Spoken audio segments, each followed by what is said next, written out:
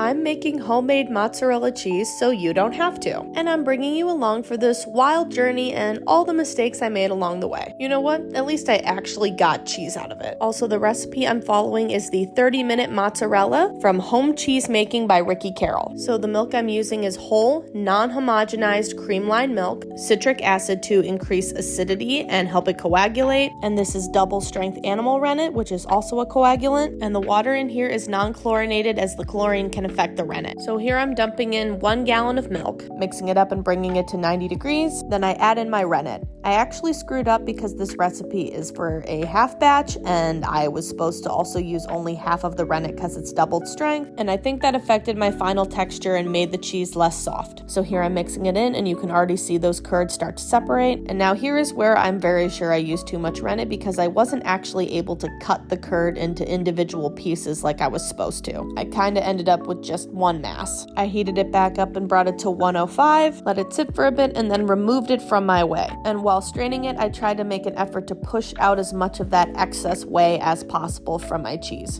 So then at this point I was boiling my water that I was going to use to stretch and pull my cheese in, and I sliced this cheese into more manageable pieces so that way they would all get heated up and it would be much easier to shape the mozzarella. Also, I gotta say, this is a really fun thing to snack on while you're working and just see how it tastes throughout the process. So now we're getting to the part where it's time to shape it and do all that normal mozzarella stretching that you're expecting. So I put all that cut up curd into a bowl and poured in that really hot water. I swear, you can see videos of dudes just doing this with their bare hands and like, oh my god, because just doing this for one ball of mozzarella was painful. But the process here softens and lengthens that curd, which you then filled up on itself a couple of times, and it helps build structure and makes the cheese more smooth. And I did this for a while until it felt right. And again, from that heat, it just kept getting smoother and smoother as I went. And then at this point, I was trying to shape it. I feel like I've seen videos where people just kind of pinch off the cheese balls, and